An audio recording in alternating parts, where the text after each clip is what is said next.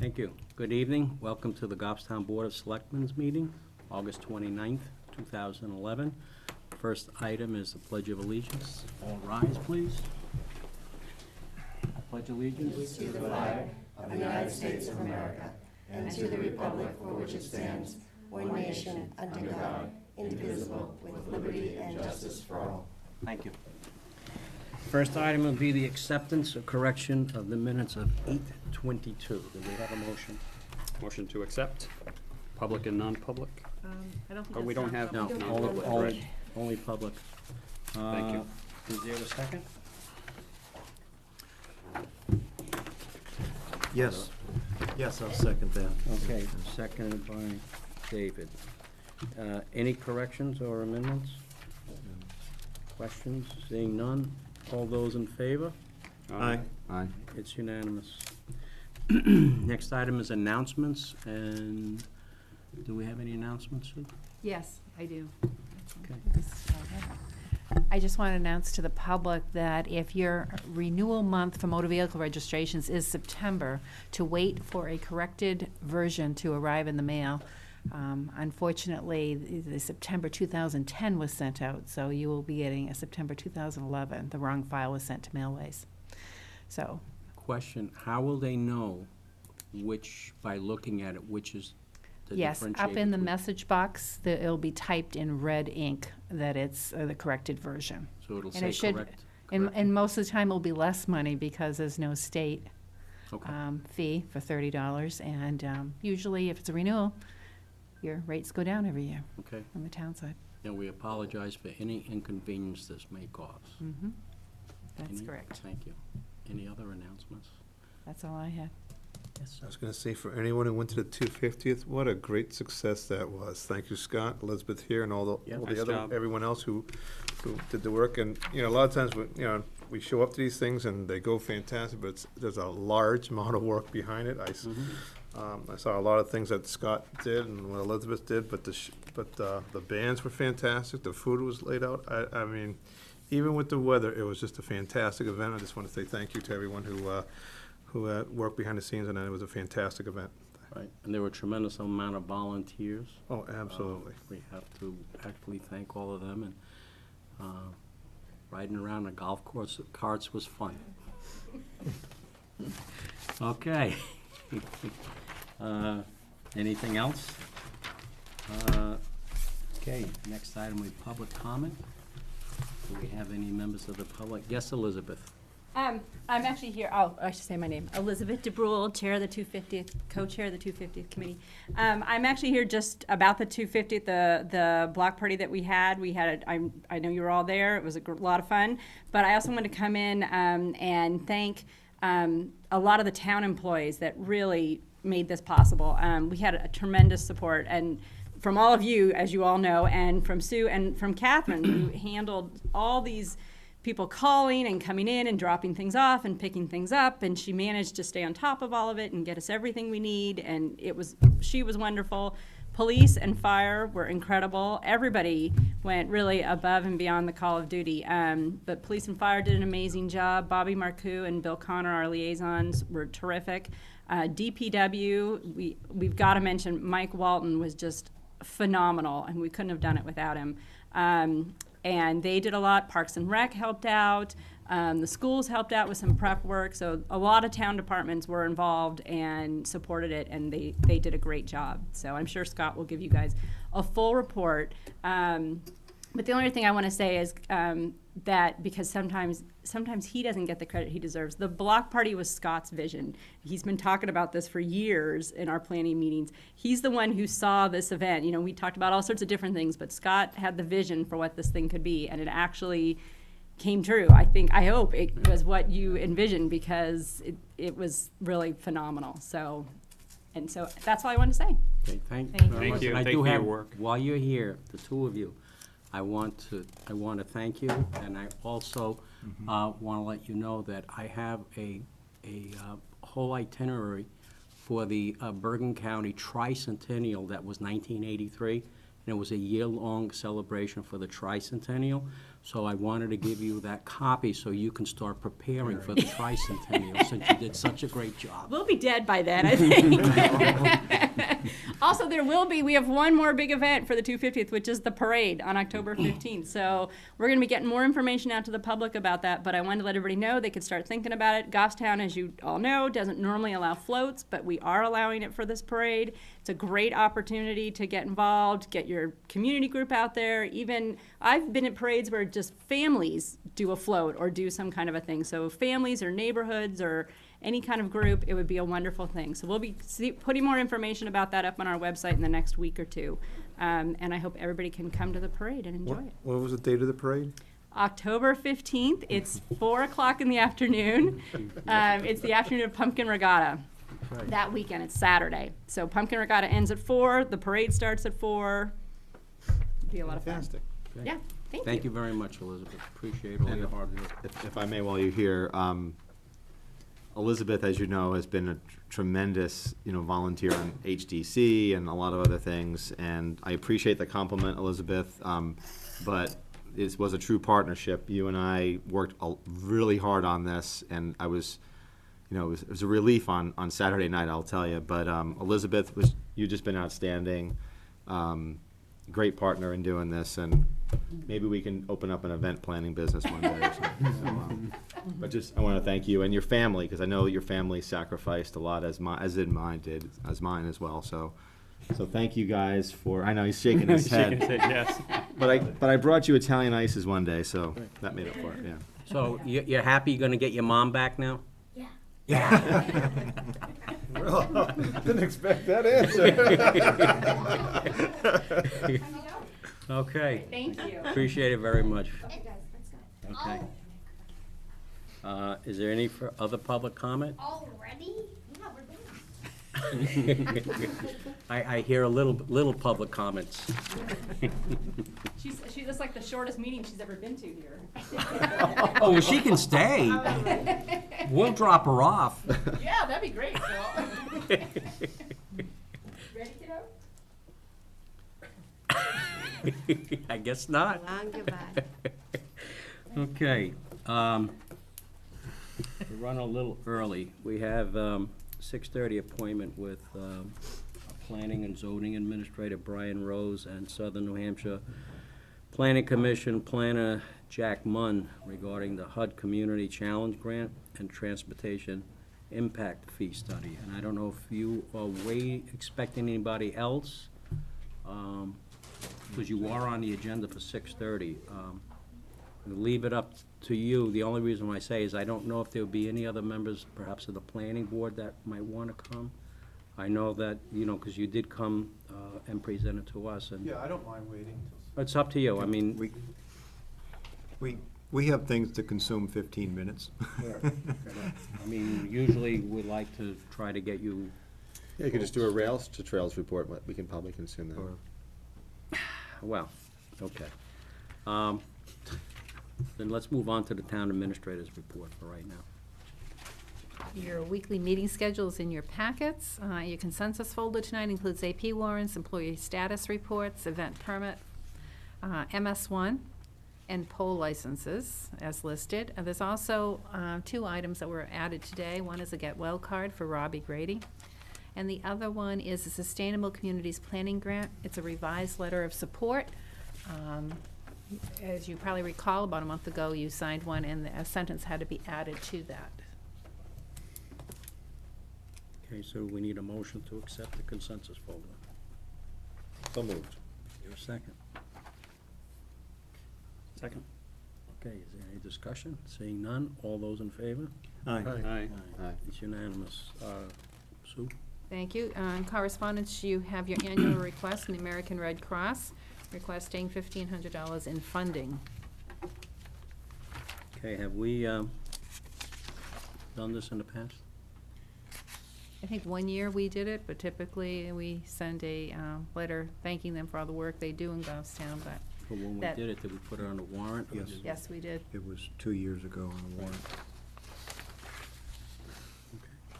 So do we want to hold off and discuss this Yeah, when we do maybe, the warrant? yeah, let's Yeah, perhaps we Put should. it off for budget purposes? Yeah, because I think by doing it now, it'll be out of our budget discussion cycle, and I think it might be inappropriate. The letter, if I could look at it quickly, I believe it said next fiscal year. It does. Yes. Yeah. It does. Yep. So Right. it would be a budgetary item, or Mhm. we would discuss a separate article possibility. Right, well, that's what I'm saying. And Discussing this that's now is later. out of sync. That's later this year. Right, Mhm. okay. So we'll put that off to a future date. And then, next item there, Sue? You have the assessors recommendations for veterans tax credit, map 8, lot 4616-1, and map 9, lot 78-4. And current use, land use change tax lien releases on map 9, lots 60-3 and 60-17. Is there a motion? Motion to accept the assessor's recommendations. Second. Okay, is there any discussion? Seeing none, all those in favor? Aye. It's Aye. unanimous. Thank you. Also, you have a request from the tax collector to attend the New Hampshire Tax Collectors Annual Conference. The total estimated cost is $573. That includes registration, hotel, and travel. This is another one that falls under RSA 31A. Do we have a motion? Motion to approve. Is there a second? Yes, second. Is there any discussion? Seeing none, all those in favor? Aye. Aye. Opposed? It's unanimous. In the future, do you want to see these that are regulated by statute? Nope, I don't. It might be just, FYI. FYI, yeah. FYI or, No motions are needed. yeah. Well, could I think so. Oh, the only thing that's, is it regulated?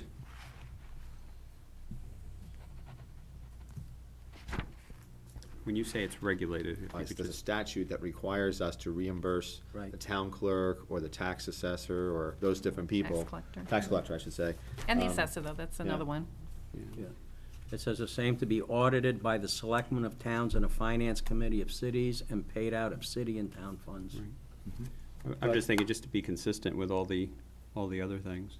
all the But the other departments. ones don't have a statutory component. No, but I think what the concern is that instead of just having this go into the FYI file, because not everybody catches everything in the FYI file, you might be away for one particular week, or you may miss that, you may not realize it, and then perhaps you never see it.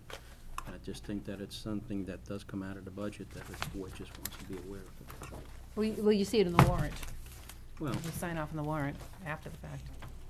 perhaps just a note in in your report that Okay. it's there, that's all, okay? Is there anything else in public? That's all I have for Okay. public session tonight.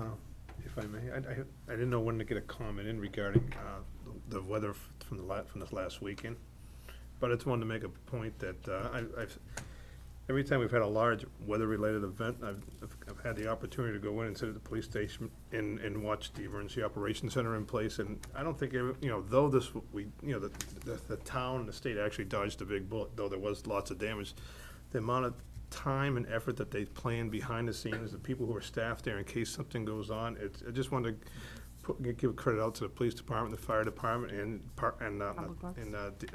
DPW for being ready and having these things ready to go in case of the emergency and the plan that goes behind it. But Right, it's I was just- actually thinking of bringing this up on the old business. Okay, well then I'll let you, I didn't know where to bring it up. No, so- but I'm glad to know that you were there.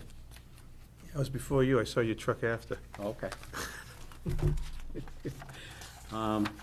Thank you for bringing that up. At the, next item is our 6:30 appointment with Planning and Zoning Administrator Brian Rose and Planner Jack Munn of Southern New Hampshire Planning Commission. So we're running a little early, but be our guest. Sure.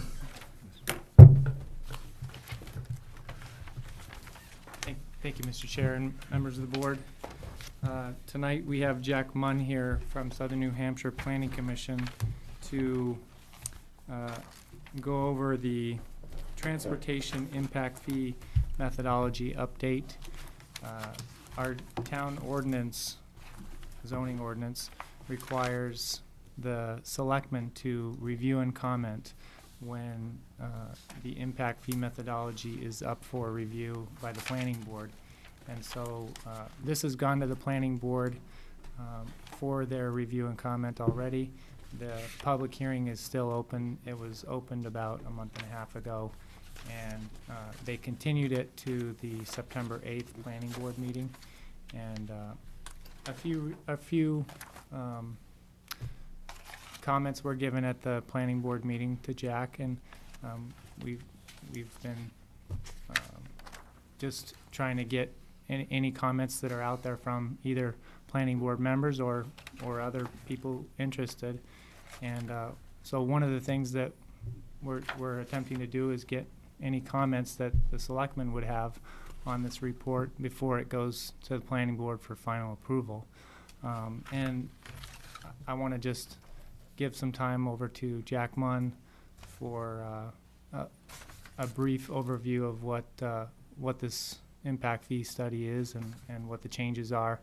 And so with that, I'll give you Jack Munn. Okay, thank you. Before we vote, and I apologize, Brian, just for the public, okay, I know that you went through this basically at the planning board, Yes. but this is at tonight's, could you just go over for the public what this really is, a little bit of the history that you had on here, what it is, that we contract with them, why we do the update, and the purpose of what it is? Sure. The impact fee, to begin with, is a fee that is assessed on development in the town. So, and it's on specifically residential development in the town. We do not have a commercial business impact fee for new development. But for any new residential dwelling units that are built within the town, a fee is assessed based on their impact or their generation of potential impact of schools, roads, recreation, and public facilities, meaning public facilities, meaning police and fire facilities. And so we charge the developers or home builders, whoever's building the home, a certain fee to be able to recoup some of the impact that we would necessarily take on as a town, to be able to have them, in our town. Every 5 years or sooner, the town is required to go through a reassessment of what the fee is and determine whether or not it should be raised or lowered or stay the same or whatever. And our 5 years was up at the end of last year. And so that this definitely needs to be looked at. Our ordinance requires us to look at it every 5 years. And so as a result of that, we hired the Southern New Hampshire Planning Commission to come in and do this study. And they're actually doing 2 studies at once. We'll bring you the other one. The other one is the school's impact fee, and that one is almost ready, but not quite there. And we had wanted to get them both on the agenda for tonight, but it just didn't happen. But basically, it's a required update that we're trying to do, and we need to make sure that we're keeping up with current population data, current methodologies, current school data, current costs of road construction. That's a big one. Current projects that are in the way.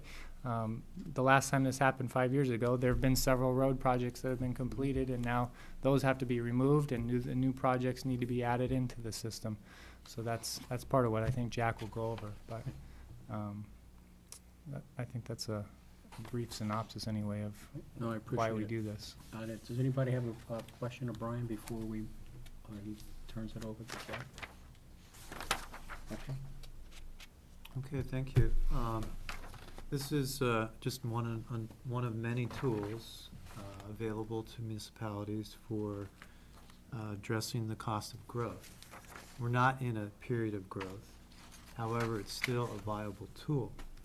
And the way you would use it would be if you are actually implementing any of your projects on your capital improvement program, or to help pay down on bonds or debt service of those projects.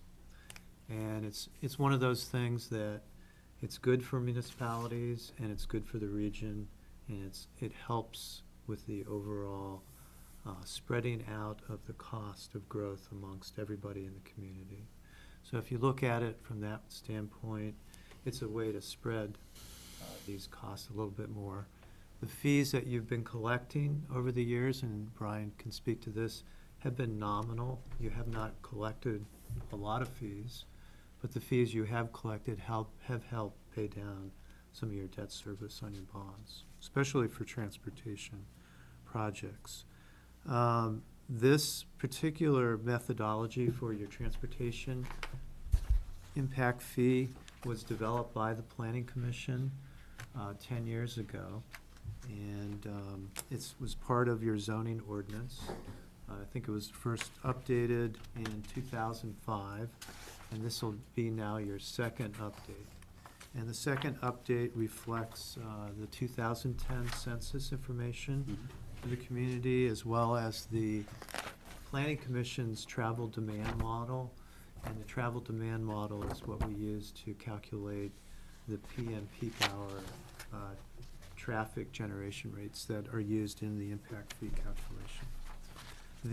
If you have a copy of the publication report, if you go to page 6, section 2, basically there are 6 steps in calculating the impact fee. And as Brian mentioned, the very first and most important step 1 is identifying the improvements for the streets and roadways, and these can also include bicycle improvements, traffic calming improvements, your roundabouts, things like that, so long as they are in the CIP or the town's master plan. And the listing of improvements that are included in here, Brian and Megan and the town public works director sat down and went through all of the projects and identified these. And then they had a special meeting with me, and I reviewed them with them and then included those in here. And I'll get to that at the very end of my short little presentation for you tonight. The second step is the estimation of the cost for each of the projects. And this was done through Megan mainly, and it includes cost of inflation over the years.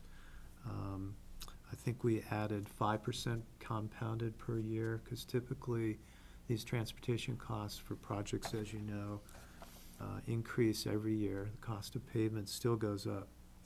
The third step is the estimation of the total community vehicle trip ends, and this is for the base year 2010 and a future horizon year of 2035. And the reason we use 2035 is that's because our travel demand model calculates a future projection out that far. So it's critical for the methodology that we know what the community vehicle trip ends are.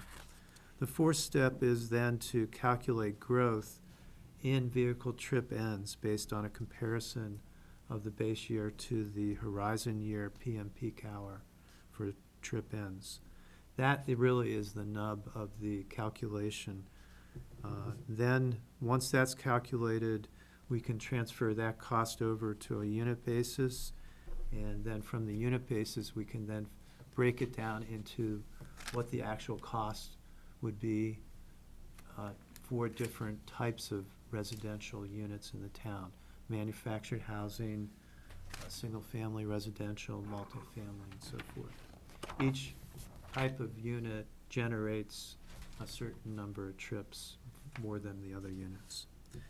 And then using the last step, using the impact fee for the proposed development, based on the units and the weekday PM peak hour chip generation rate, we can then calculate what the impact fee would be.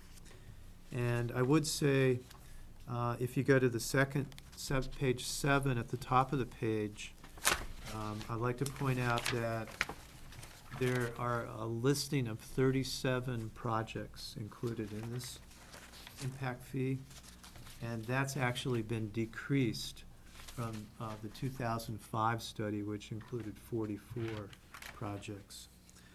And the big difference, though, between this impact fee update and the 2005 update is that the cost of these improvements, these 37 projects, total $8.4 million. And in the 2005 impact fee report, the total for the 44 projects was only $2.9 million. So you can see we have a threefold increase included in this impact fee analysis for those transportation projects. And at the very end, on page 9, is table 1, which breaks down the actual cost per unit. And as you can see, it goes from single-family detached from $2,000 down to manufactured housing of a little over $1,000. And that is a threefold increase from the 2005 report. And the reason being is because of the difference between the cost of these improvements in 2005, which was $2.9 million, to the projects that are included here, which total $8.9 million. So that's the difference. And I believe some of the comments that Brian mentioned with the planning board were that they wanted to go back in and look through those improvements and make sure they had the right improvements in the impact fee report, so that the fee would be somewhat more reasonable, down in line with the cost of the construction, of what the town envisions doing in the next 6 years.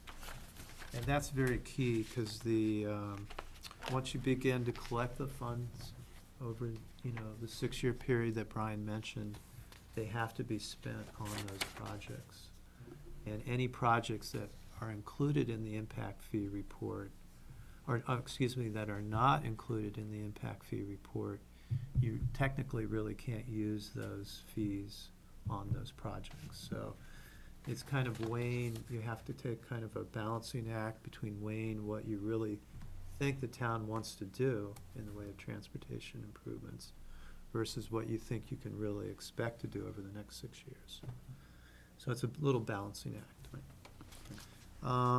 That's really all I really had to say on the transportation impact fee. Be glad to answer questions. I do have a couple, and they're in, Okay. they're, majority of my questions are in line with the CIP, basically what you mentioned. Okay. Because I did want to bring that up so that the board was aware of that. When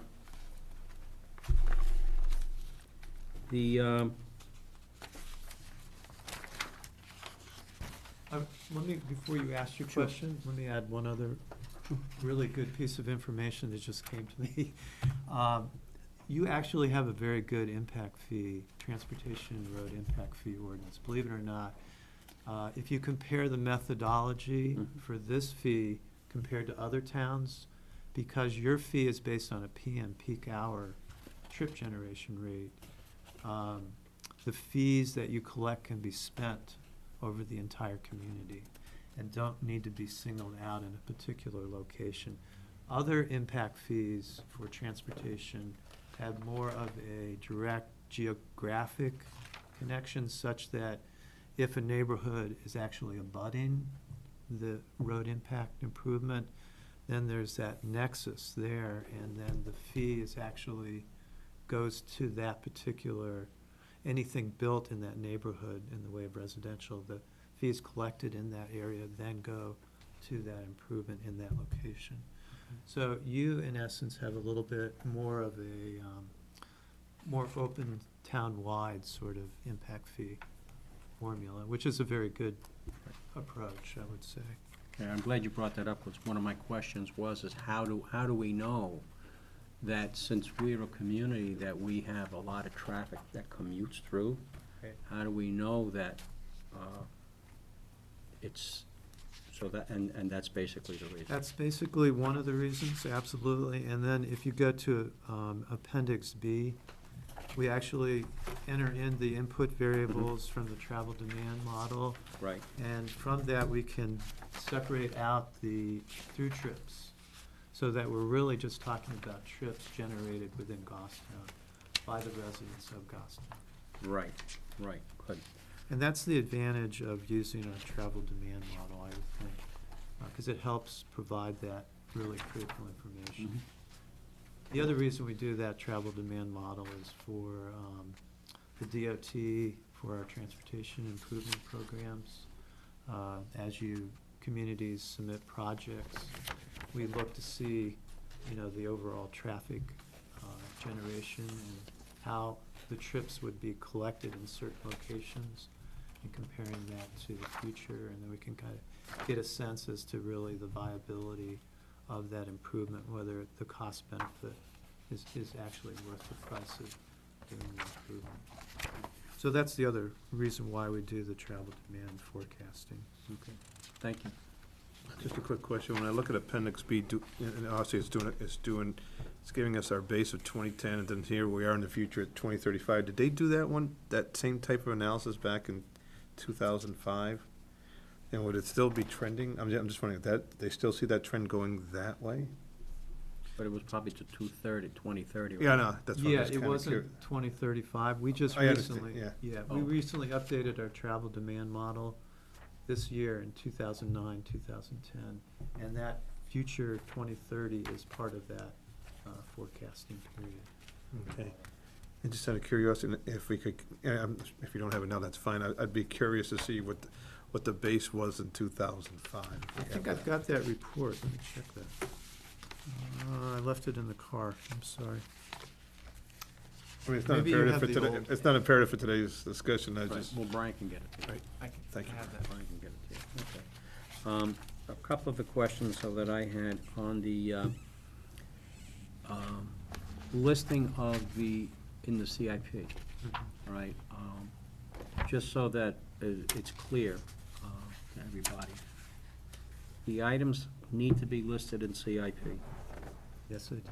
If a project is currently is listed in CIP, before I get to that one, let me do this other one. If an item is not listed in the CIP, let's say this gets adopted and there's a matrix for CIP. And next year, there is another item that's put into that matrix. The fact that that item is in the matrix makes that item eligible for impact fee collection, or Correct. Okay. Yes. now, if in the meantime, we had a project that's on here when we adopt this and we collect an impact fee, and that project is taken off the matrix, so let's say it's deemed that that's not something for some reason or other, it's gonna be done in a foreseeable future, and we've collected money, that money needs to be returned. Essentially, that's correct. Okay. It's not that all these impact fees go into one giant pot. And No, actually, the accounting should be set up such that you have the payer's name and the address of each fee that you Each. collect. And then it goes into a pot that's used generally for anything in the CIP. Right, well, when I said it meant a pot, what I meant was, it goes into a pot, and then how it got there, we're not gonna forget. It goes into an impact fee Account. account, but every dollar in that account is gonna be accounted for by project and the name of the contributor. Of the payee, Correct. yes. And do we have a time frame that we need to do the project? Each impact fee that's collected has a total of 6 years in order for the town to Right. spend it. And if that separate account has not been spent in 6 years, then that money would be returned to the developer of the home, or the owner, or whoever put up the money. And I think we had that, only one case that we had that, it was a sidewalk. We gave the money back. It's in the town's best interest to keep track of that and make sure to be spending the money over time and not letting that go too long and sit there too long, because then it just does go back to Okay. people in the town would not be able to take advantage of the funding that's there. And I think the only other question that I have is on the calculation of growth. Perhaps this coincides with your question that you had, because you were interested in what the 2005 was. But as far as the calculation of growth, what are you using in your model for the calculation? And the reason why I'm asking that question is when we looked in the past on calculations of growth for Goffstown, it always showed this large calculation, and then for a period of time, we actually went down, and that was never in that calculation, so that's just the reason why I'm asking. Yeah, if you go to step 4, calculation of growth on page 8, there's a paragraph that kind of explains how it works. There's something called a K factor, which is the percentage of the total daily vehicle trip assumed to occur during the weekday PM peak hour. That actually increased a small amount. However, what we used is explained here. In Appendix B indicates that the total weekday PM peak hour trip ends for the base year and the horizon year were 11,000 and 15,000. And we had actually projected a growth of 4,306 weekday PM peak hour trips. And if you go back to Appendix B, it shows how we calculated that. It's under step 3, calculation of the community trip ends. There's attractions, and then there's total daily trip ends.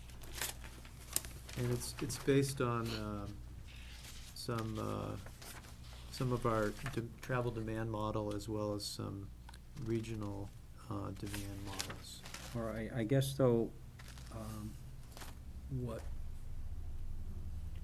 my question is geared to is, you know, we talk about growth, and when you say growth in a community, everybody thinks of something different as far as growth. Some people think of how many people are there, some people think of how many businesses are there.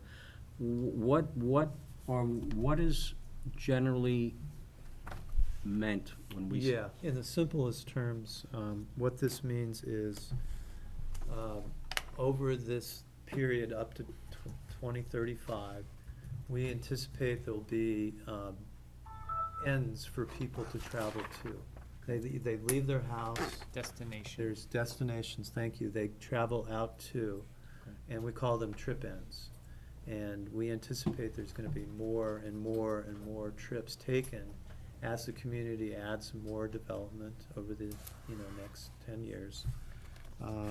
And we've estimated that there will be basically an increase of 4,306 trip ends. So it's based on, as you leave your house to run an errand or to go to work or come back, those are all considered trip ends or destinations. Okay, good, thank you very much. Are there any other questions? I don't see. Okay, well, thank you, and we'll see what the planning board says. Come back with more information. Okay, and I guess just one thing though, in general, the projects that are in on CIP are, they're based, I mean, that was a question that did come up at the planning board? Yes, it did, yeah. Okay, and, Yeah, and they are based on the CIP and the town master plans, corridor studies. okay. As you said, can we put this under old business for next Monday night? So that we For can comments. discuss comments to send to the planning board meeting? Yeah, I was just gonna suggest that, we have up until the September 8th meeting with the Right. planning board to be able to get any comments back from the Board of Selectmen. So we hope that you will take some time and look at this in more depth. And now that you've been given kind of an explanation of what it is and what you're looking at, hopefully you can come up with some valuable comments that will help our study go forward. Also, we'll be back with the school impact fee report. I'm almost done with it. Okay. There is one thing I need to work out with Ray Labor, with the school district office, the financing, the bond payments that went into building Glen Lake, because Glen Lake was built after 2004, 2005, the last update to this. So we need to, what we do is we allow for credits for past payments on the bond and future payments on the bond. And those credits need to be entered into the calculation. And once we figure that out, because I think the school district refinanced the bond from when it was originally taken out, because the interest rates have been a lot lower the last couple of years. And so with the new amortization schedule and the new debt servicing on that refinance bond, we have to go back in and review that and come up with some credit allowances. And so once I get that figured out, we'll have the report ready for you to look Okay. at as well. Okay. Jack, I know we're contracted with you Yes. to provide this analysis. Do the other towns in the southern region do likewise? Yeah, they do. I just finished working with Candia and Chester. They had never had impact fee reports, and so, or any impact fees at all. And so we set up a transportation fee schedule for them and solid waste impact fee for Candia. Part of your methodology of looking at what the potential fee would be, do you consider the regional scope of all the communities? Well, what no, their they're fees- really tailored and made more specific to each community, because it has to be, there has to be two tests that need to be met: proportionality in terms of growth and rational nexus. And the methodologies have to meet those tests, so they're very specific to the communities and what they plan to do. But from a regional perspective, we do compare what the actual resulting impact fee is going to be, and compare that town by town within the region. Just because we want to get a sense as to the overall picture as to whether the fee is, out of line with other communities or in line with other communities. So we do that sort of comparison. We have I think I provided the planning board or Brian a spreadsheet of what some of the other communities charge for impact fees. I'm sure the planning board's going to want to take another look at that, because they want to get a sense as to what the overall impact of these fees are going to be for everybody in the community. Thank you.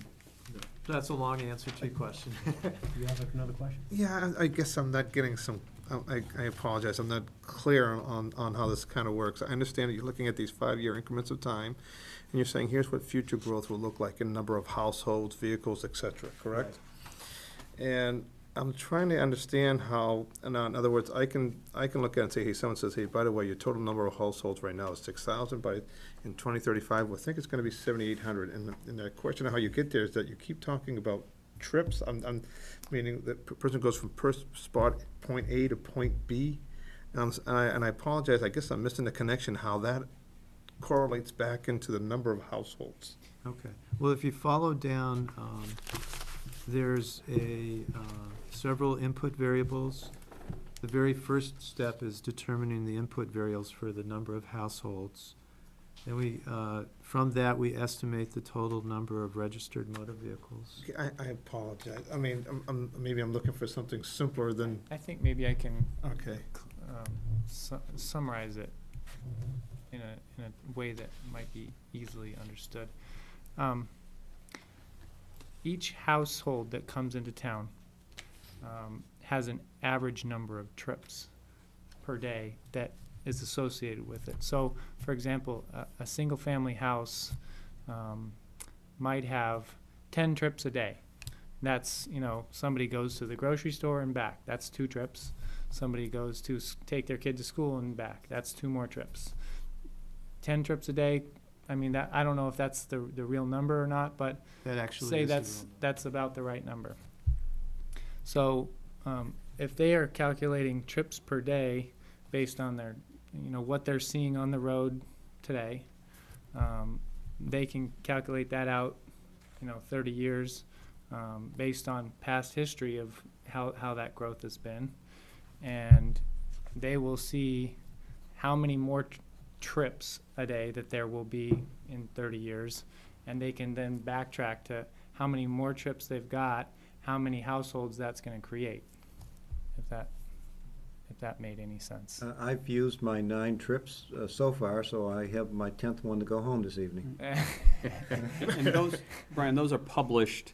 Yeah, those are Standards, actually those are- published standards through the Right. Institute of Transportation Right. Manual. And- They and do surveys of communities to come You're up just with. trying, you're just. I'm trying to get how that Connection.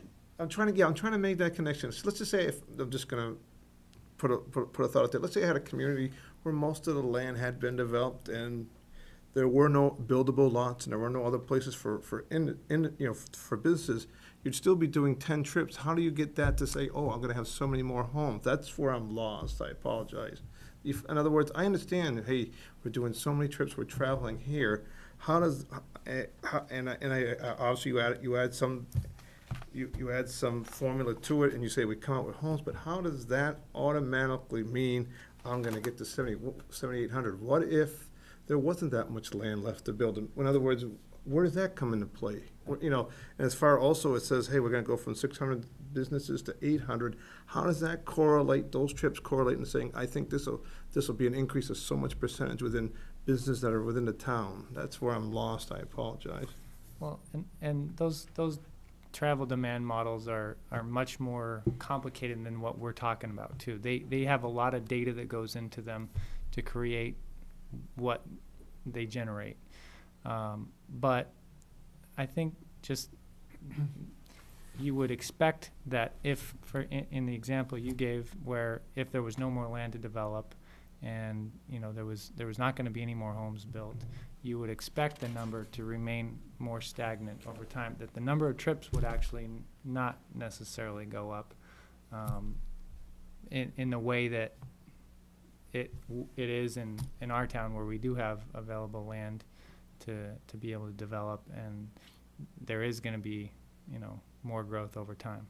So I think the results would show differently in a case like that versus the case that we have, where we have developable land and possibility for development.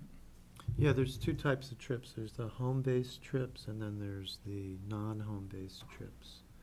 And so if your community was an commuter bedroom type community with basically no real large local employers, most of your trips in your community are going to be home-based related type trips.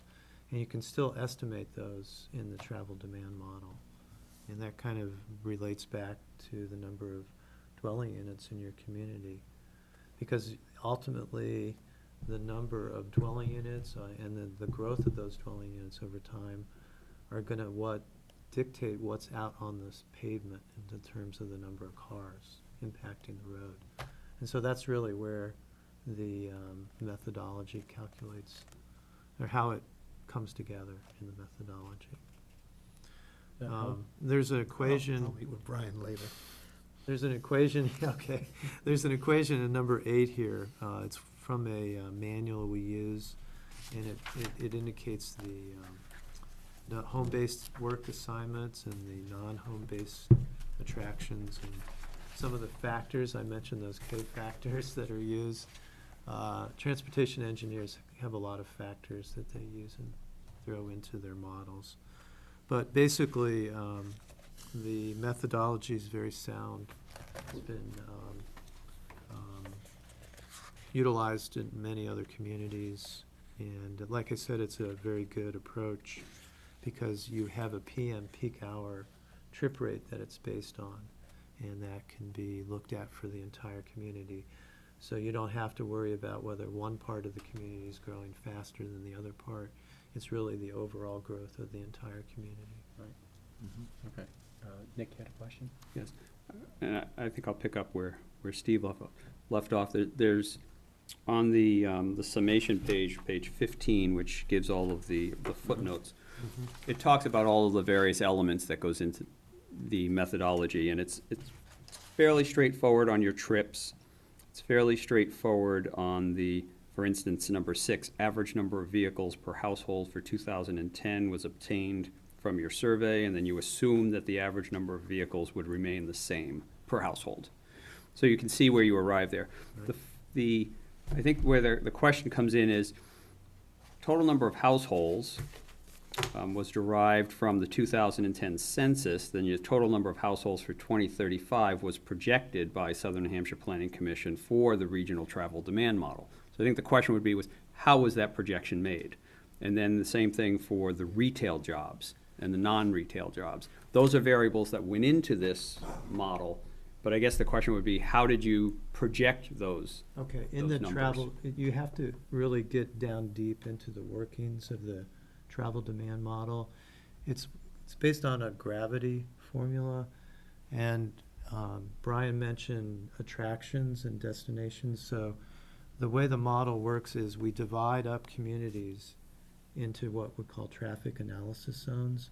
Then we look within those traffic analysis zones for places of employment and residential units. And then we determine through the household travel survey the amount of pass-through traffic. And we subtract out the pass-through, and then we can then focus on the trip ends that occur. I mentioned the 2 different types, home-based and non-home-based. And there's certain employment within the travel analysis zones that attract trips. Shopping centers attract trips. Places of employment attract trips. So these are trip attractions. And so the traffic model is gravity-based, so that as trips are calculated in that area, these are all aggregated up for a region, believe it or not, and then we can divide out the travel analysis zones based for each community. And from that, we're then able to get these numbers we use in the methodology. Oh. That's the simplest way I can Okay, explain. I guess my clarification then would be, the way it reads here is you projected future households, future retail jobs as variables to put into this model. Correct. But from what I'm hearing, it's the model that's giving you those. The model's driving that, except for, we use the total number of registered motor vehicles, total number of retail jobs and non-retail jobs, which we got from the New Hampshire Employment Agency. For current. For current, yes. And then total employment, we obtained that as well. So those variables are entered into the model for the impact fee calculation. Thank you. But the total daily trip ends is what's generated from the travel demand model. And Scott, you have a question? Yeah, your methodology, is that dictated by state statute? No, it's not. That's Has the it ever- advantage of it. Has it ever been challenged legally? No, it's never been challenged legally. So if I'm a contractor who is seeing a substantial increase in an impact fee, or if I'm a consumer, Mhm. and I challenge you on this methodology, has it ever gone to court in any community in New Hampshire in which you This- have done a methodology? This particular methodology? Yes. No, not that I'm aware of. It's never been challenged, it hasn't never been to court. And I know we're gonna comment next week, but, the concern that I have is that when we start talking about CIP and some projects, there are many times we incorporate things into CIP, and then either it gets deferred or it gets scaled way back, but yet we're including that in an impact fee. And I'm not saying CIP is a wish list. It's certainly not a wish list, but it's a best-case scenario of what we think is good for our community. I have some concerns that the impact fee may stifle development and/or just put an increased cost to the end user, which is the consumer who purchases the home. And I think there is a balance between paying for infrastructure, paying for schools, parks and recreation. I'm a believer in impact fees, but I am a little concerned about the aggregate cost of the impact fee, and most importantly, if it gets to a tipping point, at what point would a contractor or an association step up and say, you know what, this is crazy. I can't sell my home because I have to, we're tacking on another 10 or 12 grand in impact fees on the single-family dwelling. That's one. And secondly, is it, if I build a $500,000 house, is it the same impact fee because it's a single-family dwelling as a $200,000 house? Let me respond to that. There's two answers to your question. It's a one-time fee. Right. And it's only assessed at the building New permit. construction. Right. It's not assessed when you sell your home. No, and I understand that, but I guess what I'm trying to say is that if the home price might be 200,000, and you add the impact fees in, it's 210. I So there is- understand what you're saying, but on the other hand, if you, what the purpose of this impact fee is trying to do, it's trying to take new development that's coming into the community, that's adding more wear and tear on the infrastructure, okay? As there's wear and tear on that infrastructure has to be repaired, as we know with our road plan. Now, if a development does not go in place and everything stayed the same, there were no new houses built, and therefore there would be no more of these trip ends generated, everything remains stagnant, as we said, okay?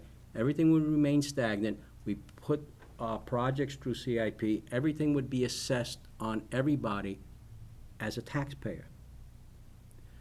A development comes into town now, into an area, and using this impact fee methodology, what we're doing here is we're trying to determine how many more of those trip ends, consequently driving over the infrastructure, reducing, let's say a road was, a series of roads in one part of town were gonna be done in 5 years from now. This project comes in, and now because of these extra trip ends, it's gotta be done in 4 years. It's done sooner. Somebody has to pay for this infrastructure. So now this increased wear and tear on the infrastructure, what we're trying to do is say that has made it a year sooner. This is what your fee is for that. Otherwise, if you don't do that, everybody else in the community is paying more money because it's gotta be done sooner. So we're trying to spread that out and balance that out so that the people that are currently in the community aren't bearing that full burden of that. That's basically what, am I? You're absolutely correct. If I can maybe just address the other comment that you had about, are we charging more for a $500,000 house versus, a $150,000 house? The way that an impact fee is determined, it's based on the type of dwelling unit, because the type of dwelling unit is really what generates the impact. The type of dwelling unit will determine how many more trips per day are gonna be added to the street. I understand that, but So is it safe to say, though, that if you build a $150,000 house and a $500,000 house right next to each other, and they have a family of 3 people move into them, which is the average family size, they're gonna have the same impact on our roads as Each other. So we can't base it on the value of the house, even though it is a harder impact, I guess, to Right, the and person who's developing it. I guess there are some that would argue that, but yet that other house pays twice or 3 times as much in property taxes, and the impact to the community for services is no different because there's the same amount of police officers or firefighters, or the library hasn't changed or anything of that, but yet they have to pay 2 or 3 times more in their property tax bill. So I understand what impact fees, Well- I completely do, but I think I'm just gonna give my personal opinion, some of the methodology, in my opinion, is suspect. That's all I'm saying, in my opinion. This methodology's been in place in Goffstown for the last 10 years. It's never been challenged. It's legally defensible, and it's based on new development. So I know we're in a very poor economy now, And the towns I mentioned that I work with before, like Candy and Chester, what we do is we calculate the maximum sustainable impact fee based on the methodology. And if you, as a planning board and the Board of Selectmen, feel that fee is too high relative to other fees, we've recommended you could go ahead and reduce them across the board by 25%. And that seems like a reasonable approach.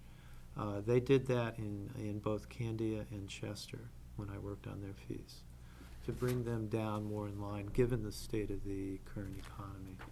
But they never had impact fees. They never had So- impact fees before. There was a Correct. big jump. It's a big difference, Yeah. but, What? And that throws the methodology out the door somewhat yeah. by doing that. Okay, all Right. right. Let's get, Scott had a question. There's one last question.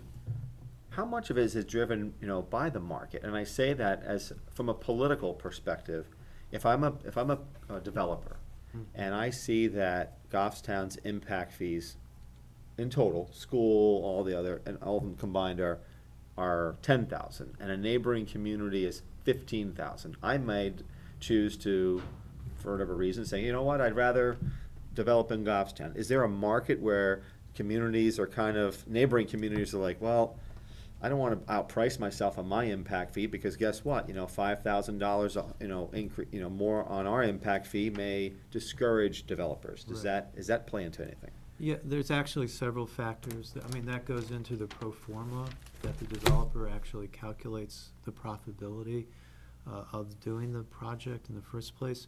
But there's other factors such as location, the quality of life in the community, accessibility, many other factors that go into that decision whether to build in your town or not.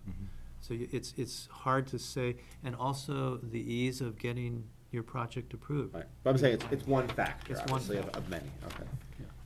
Okay. Steve, you had nothing? I'm good, thank you.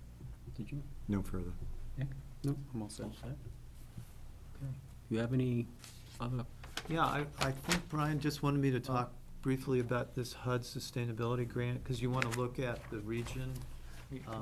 We had this one other item that we sort of tacked on this past week, since Jack was gonna be here.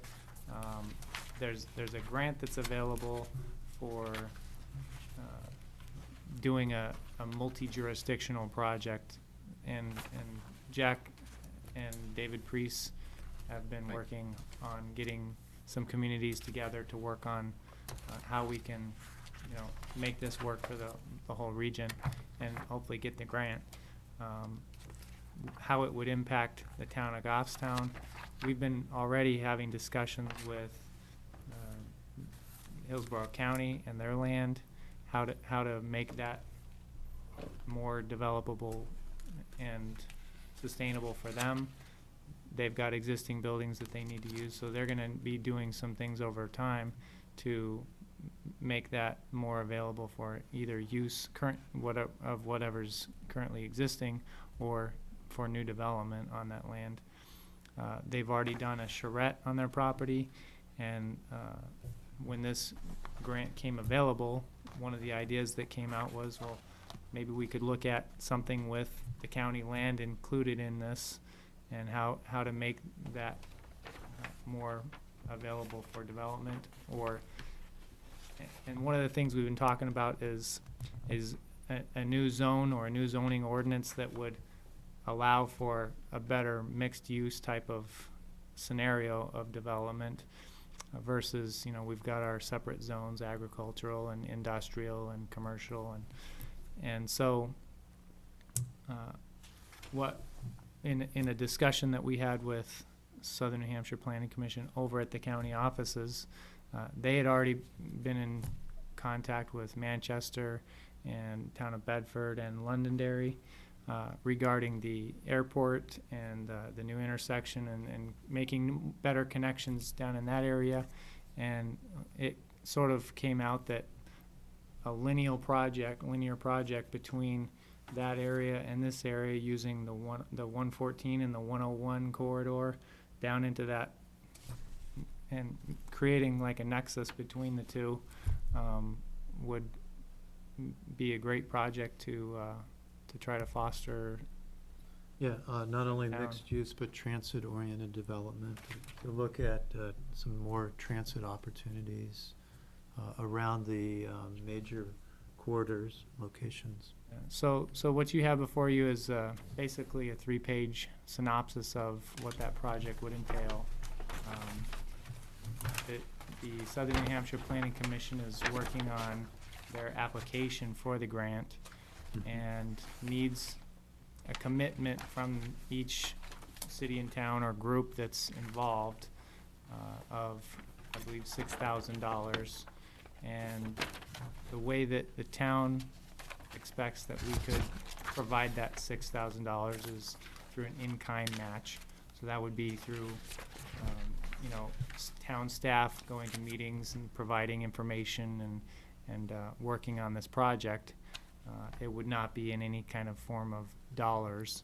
It would just be, we would calculate town staff's time and effort that goes into the project, and then multiply that by a certain dollar amount that we're allowed to calculate it by, and then that would come up with the $6,000 of match. Yeah, basically, it's a 3-year grant, Okay, so the 6,000 would be spread out over 3 years. it's quite feasible then. Yeah. Yes. Scott, you had a Yeah, I mean, to be like, too nitpicky on this, but oftentimes when there are requests for commitments, there's not just let's just split every town, there's some sort of other formula, and I see that City of Manchester is contributing the same as the town of Goffstown, and knowing that the Goffstown Industrial Corporation is a separate entity of the town of Goffstown, it seems, I don't know, that we're paying 1/5 of this, between the industrial corp and the town of Goffstown is 12,000 of the 60, and it just seems disproportionate to a certain degree. And whereas, Manchester is, much larger of a community, so is Londonderry and Merrimack and Bedford. I don't understand that. But, Yeah, that's and again, a I don't think it's a good anything question. that's an incredible amount of, that's $6,000 of staff time over 3 years is not a whole lot of money, but it just jumped out at me. Sure, and that's a reasonable question. Actually, Goffstown Industrial Corporation is the only entity that offered hard cash match. So, and the county was in some budgetary timing constraints, and so they actually offered to front Hillsborough County's match with hard cash match, and then as the county goes through its budget, adjust for that. So really, Goffstown Industrial Corporation is a very unique player in the whole process, and they were very interested in pursuing this project. And so through that discussion we had with Hillsborough County, it made sense then to connect the Route 114 to 101 back down to the airport, because getting growth, in that corridor between here and the airport is so critical for this portion, this side of Manchester.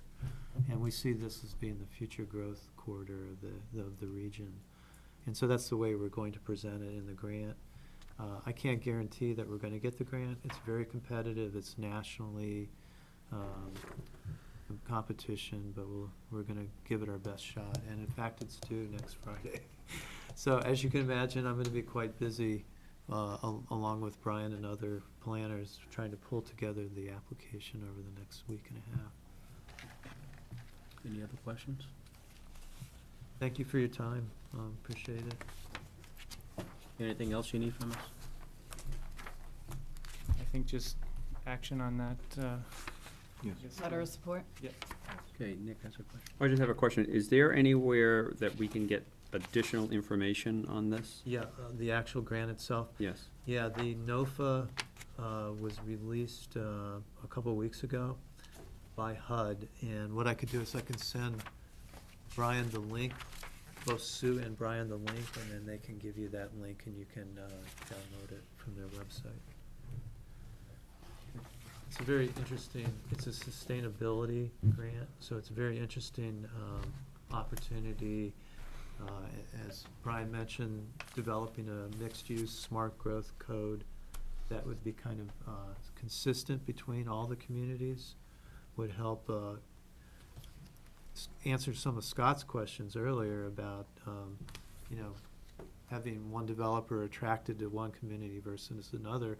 Well, there would be greater predictability amongst the corridor and the town, so that as a site comes up, the developers would know what the town regulations are from one community to the next. And I have one question up, and then I'll let David ask his question.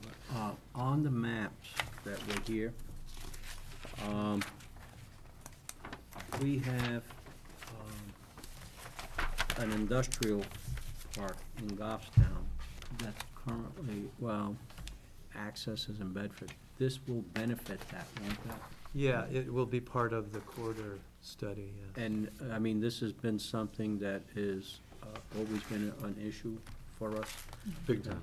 Yeah, but just that everybody's aware that this, we could, the benefit to us is many more fold in the in-kind contribution that the Yeah, community would be I would putting in. think so, and not only from that standpoint, but also from creating a vision and a corridor plan for 114, because as the town spends money in updating their master plan in the future, you'd be able to use this Mhm. as part of that update, so you'd save money.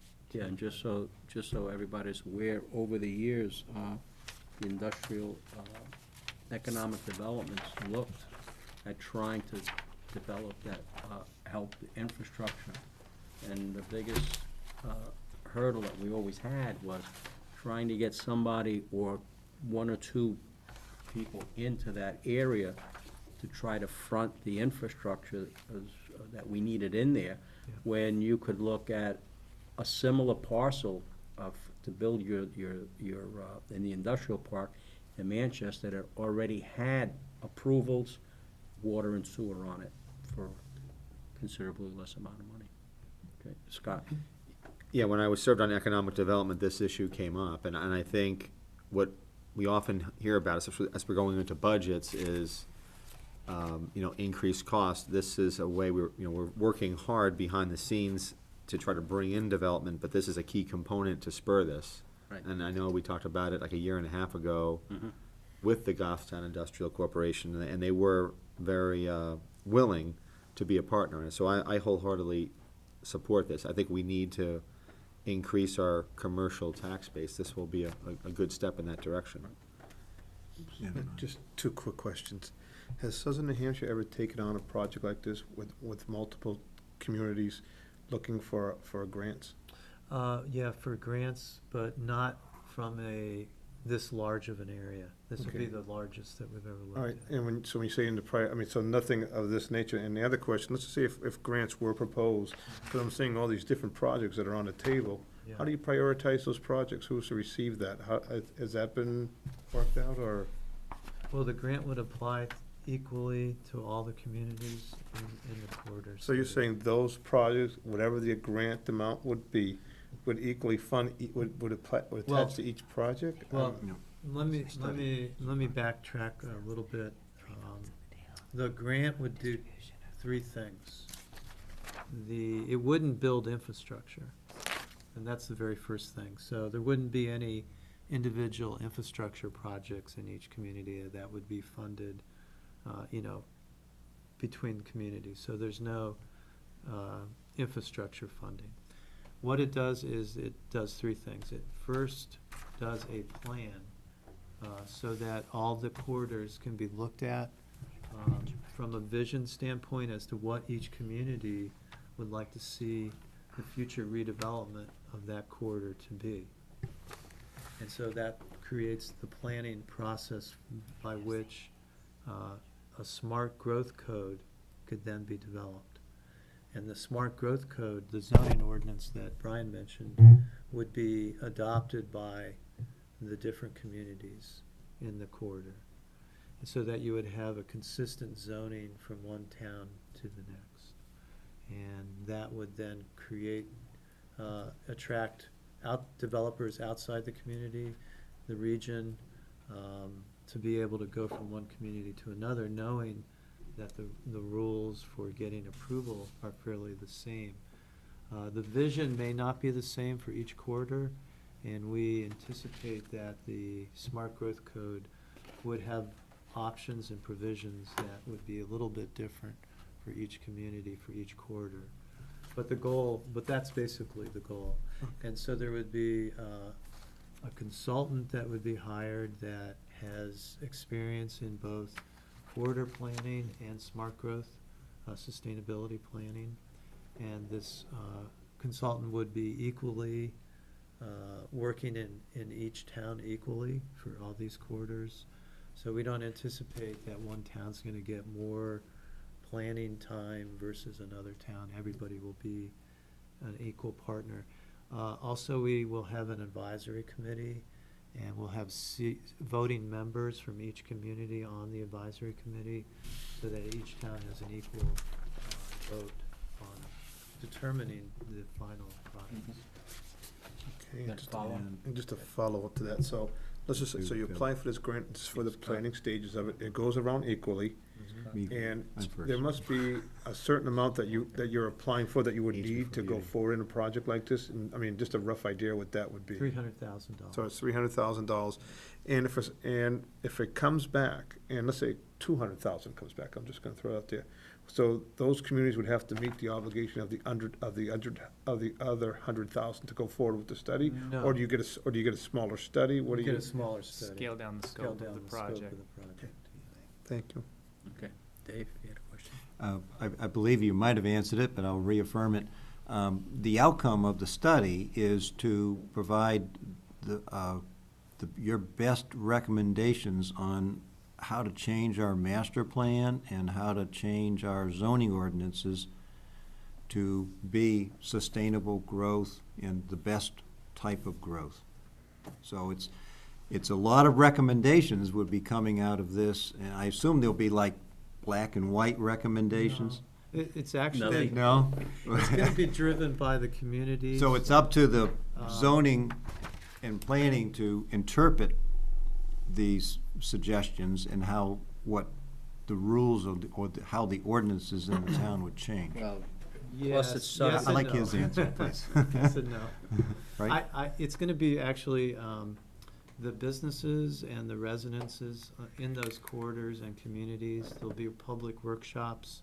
They'll be able to come in, provide input, comments, suggestions, and then that'll actually be built up to the code. So it's not actually, the planning commission's not making recommendations and then those then have to be applied by everybody. No, we want these, we want these visions and these corridor planning processes to actually drive how the smart growth code will look like for each community. But from the planning board zoning ordinances in the town, it's up to us to interpret how to best make the black and Yes. white changes Absolutely. in those ordinances to reflect the best attributes coming out of the study. Yes, yeah, correct, yeah. Hey, Scott? And that'll actually help your master planning in the future, we think. So I'm in favor. Scott? Yeah, I was just curious as to who developed the demarcation line? I say that the westerly demarcation line is a piece of property included in it that's also in our packets tonight through our Conservation Commission is looking to buy it for conservation purposes.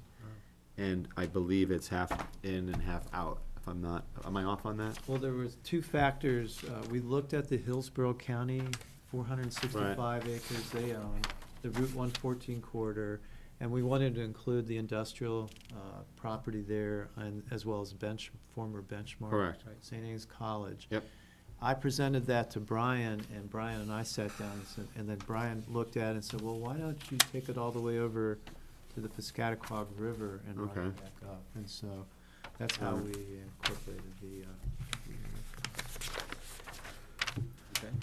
If you had a suggestion that you wanted changed, we can always No, I take a look at just, that. I'm curious as to what the open space folks and, if I'm not mistaken, I think part of that demarcation line is in that, cuts that piece of property in half. Am I wrong? I would have Possible, to okay. I would have to know which All right. property it is, I'm not sure. I'm good. Okay, Nick, you had a question? Well, I just said, has the planning board weighed in on this? No, they have not. Nick, it's not something that's set in stone Right. anyway. If the grant is It must funded, be. we would come back and get the planning boards to look at the study. in more large detail. Because this Parcel in has to town. go through the planning board, because any zoning changes have to go Yeah. through the planning board, public, and the And public master and plan as voters, well. right. Need a motion, Mr. Chair? Well, if I may, I'm not done. Does, once the grant is awarded, if we are successful, does that commit the town to the project? It does, but I don't know, I'd have to go back into that NOFA I mentioned earlier. And that's where I was gonna go. Is it possible, I mean, I'm just reading this for the first time tonight, is it possible to have that vote next Monday evening? I thought he said he had to have this in for Friday. Well, the grant app, Next you're Friday. preparing the grant, Next Friday. which I would assume you'd have to prepare regardless of Right. Well, the outcome of our vote. Nothing's gonna One thing I would hate to do is have him doing all this work and then next Friday have a problem. But I would like to have some knowledge on what I'm voting on. That's the only thing, I mean, I'm not taking anything away, but I would just like to have a little bit more Well, what understanding seems to of be what the I'm. issue? I haven't read it. I mean, I like everything I've heard, but I would just like to see, more about the commitment on the community once the grant is received. I believe if you commit to this letter of support, you're basically telling HUD that you're going to participate in the project. Now, if they award the grant and communities back out of the project, I don't know what that would do. And that's never a good thing. No, it's never a good thing, Mhm. so, I don't know what HUD's rules and regulations would be on that. But again, I mean, the commitment is a very small commitment at best. You And know, it's basically only a staff study. time on It's a working study. on the project. It's not a major financial commitment that I would say should be a concern at this point in time. I mean, if you were on the HUD review team and you got this grant and you got all these towns' letters of support, as a reviewer, you would say, oh, yes, this town has looked at the NOFA, it's looked at the project, it wants to do it. And to the reviewer of the grant, that's what their assumption would be. Right. So it would behoove you to make sure that you're ready to participate or not. And that's all I'm asking, just so that I can have an informed vote and be knowledgeable of what I'm voting on. I'm gonna go with Nick here. We're sitting here talking about spending money for planning, and yet it's come in front of me the day that we need to know. I mean, just out of curiosity, why, I mean, we've talked about this in the past. Why do we get these the day that we need to vote on it? A lot of times, these grant applications come up, and there's only, a few weeks to really get them together. So you're and put saying 'em- you had this turn 'em only for in. 2 weeks yourselves? Yeah. We've only been this- discussing this over the past 2 weeks, yeah. The federal government has awarded funding for these through the HUD, and HUD just recently released this NOFA about 2 weeks ago. And they've been talking about this grant for the last couple of years, but they didn't actually release the notice for Selectman the Forney, grant. you speak of a cash commitment, but I'm hearing Brian talk about an in lieu, his staff time will be an in lieu commitment to Over a accumulate. 3-year period Over of time. 3 years, 3 years. which is Much more, I understand. very achievable. And we have a Goffstown Industrial Corporation which is willing to put up $6,000 a month. Scott? This is a no-brainer for me. And the reason is, nominal cost, if any, for us, having served on economic development, whether it be Gentle Slopes or the 114 corridor, people are talking about how can you help with taxes. Well, if you can bring in commercial development, it will offset your taxes. This is a very substantial project for the town of Goffstown, and I think it'll help improve our tax base tremendously, and it'll give us the impetus and that plan in which to attract development and to get buy-in from the DOT, which is also a participant in this. So I know that from, behind the scenes, this was a wish that a lot of folks, you know, from whether it be regionally, wanted something just like this. This is, we're getting something on a silver platter here that is a nominal cost to the town. So although I talked about the distribution, this is a no-brainer, and I wholeheartedly support it. I'm gonna make a motion that we do sign the letter of support. Okay. Is there a second? Yes, I'll second that. Nick? Well, if I may, I mean, you're pulling out one piece. There are other pieces to this. There are other pieces that can substantially change the character of the town in that area. And all I'm looking for is some time to be able to look at the implications of taking on this project. That's it. I understand we want economic development. That's a wish everybody wants. We want to increase our tax base. But I also want to make an informed decision and know exactly what we're getting for this. And I'm not talking $6,000. I understand it's in kind, but it's a commitment to a project. Scott? It's a plan, right? We're going to get a plan. Am I off there?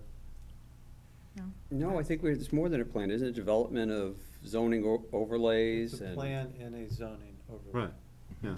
Which zoning overlays do not happen without municipal and town vote. So, and voter approval, so I think that it's going to be a process. I don't think that I need more information to tell me that I'm gonna get a plan. Ultimately, if it's a good plan, we're gonna have to sell it to the community as a good thing. If it's not a good plan, then we're gonna say, you know what, this is not good for us. It didn't take into consideration, you know, the dramatic change in the character of our community. So, I'm for it, and that's my opinion. but- One last question. Timeframe, if, let's say going forward with this, you apply for the grant, you receive notice back in 2012, what, I mean, how, Sometime in 2012. So- We anticipate in January, February time period. okay, and then after that, you start the process, Start the process. and that'll carry us to where? The first step will be to hire a consultant, and the consultant would work on the corridor planning process, developing visions for the corridors. Okay, I understand all that time frame. Timeframe will, the first year will be spent on the plan. The second year will be spent on the ordinance. The third year will be spent for communities to implement the ordinance. So this would put us at 2014. 2014. And that's just having a plan and ordinances.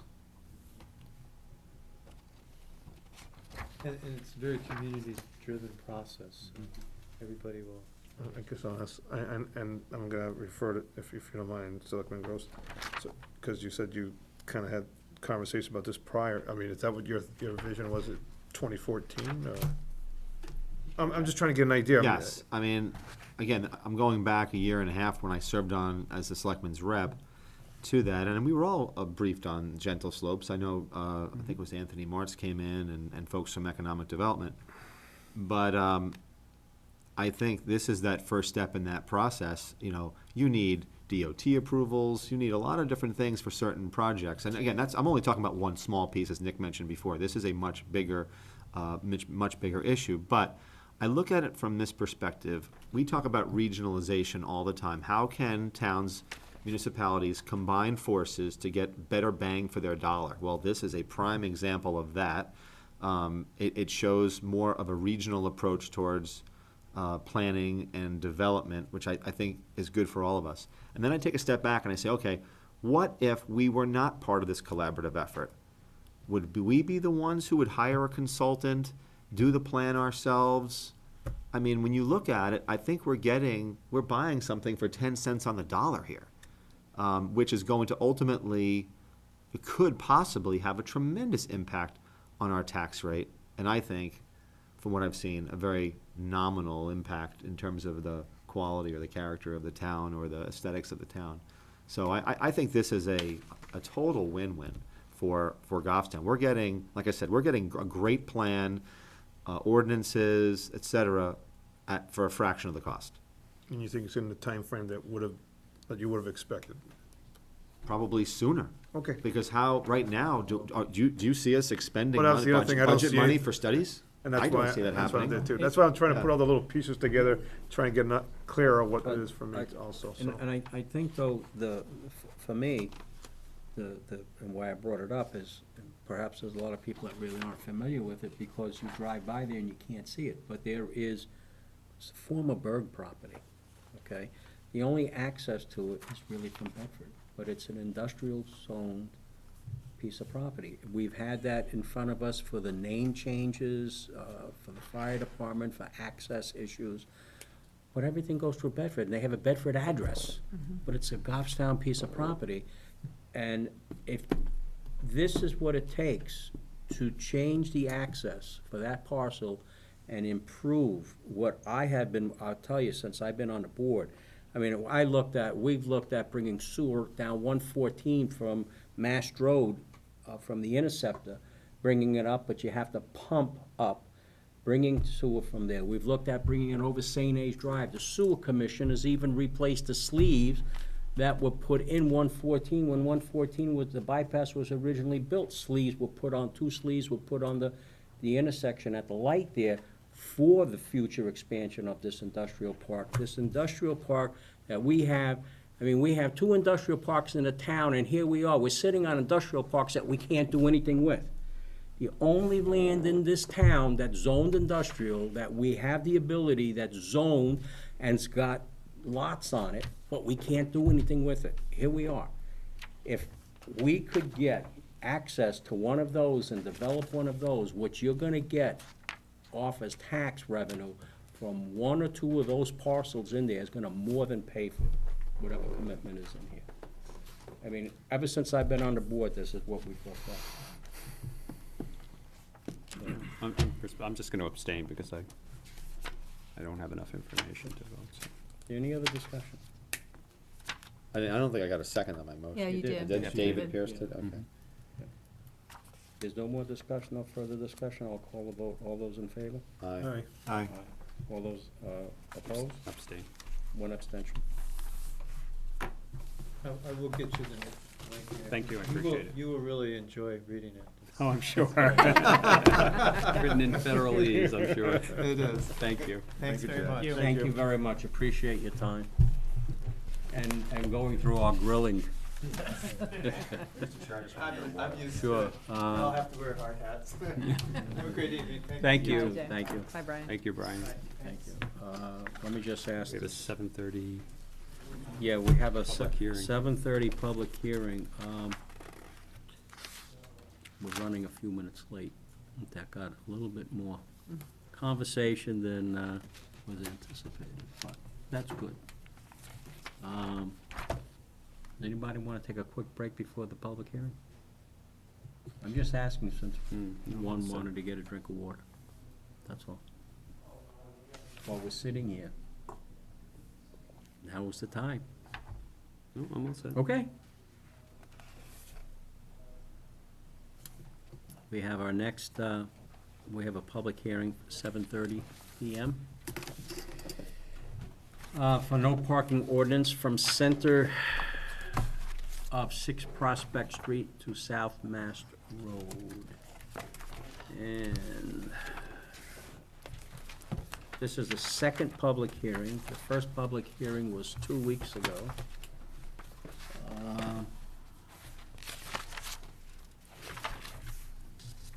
I read all the public notices the last time, and if it's acceptable with the board, I'll dispense with the reading of any of those since we did that. I'll just, Mr. Chair, there was a public notice on the 8th of August, Union Leader, as well as posting Right, here at the right, town. they were all, I read all of those into the record at the first public hearing, I which is just what wanted the to bring the requirement- date out. Right, okay. Okay, what I'm gonna do is I'm gonna call the, open the public hearing at, looks like 7:39 with that, and there was one red line, actually 2 red line changes.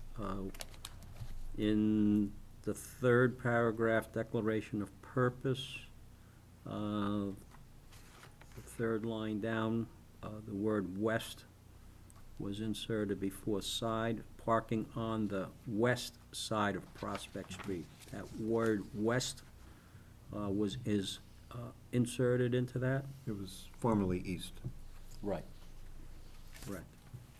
And the no, on the fourth paragraph, number 4, IV, no parking in designated area from the intersection of South Mass Street, parentheses, from the southeast corner of lot number 34-11, close parentheses, northerly onto Prospect Street for 185 feet on the west side of Prospect Street. Okay? With that, I'm gonna ask if there's any members of the public here who would like to speak on this. I assume you're here for this? No? No. Okay. And I know Andrew, you have no comments on this? He's always no. No, huh? Okay. Any members of the board have a comment? No, this addressed, the changes addressed my concerns from the last public hearing. Okay, so your input is that it's addressed your concerns? Yes, the two red line changes address the concerns that I had. Okay, good. Everybody else okay? All right, I'm gonna ask if there's anybody here from the public who wants to, any input or ask a question on this ordinance. If not, I'm gonna close the public hearing at, it looks like 7:42. Okay, so with that, that meets the statutory requirement that we've had 2 public hearings, and when is the time frame for a vote? 2 weeks. 2 weeks from today. 2 weeks from tonight, yes. Okay. That's the earliest by statute that we can vote on this. Yeah, 10 to 14 days. I didn't think you'd want to call a special meeting to take. I don't, well, I don't think I don't anybody. think there'll be anyone here there either. All right, so with that, that has been addressed. Town administrators report we've done. Public hearings, and we're down to selectmen's discussion, am I correct? Okay, I'm gonna ask, are you here for any specific agenda item? I am here late for the forum of public input, which was at 6:15. Oh, for public comment. Yeah, that was the one. Okay.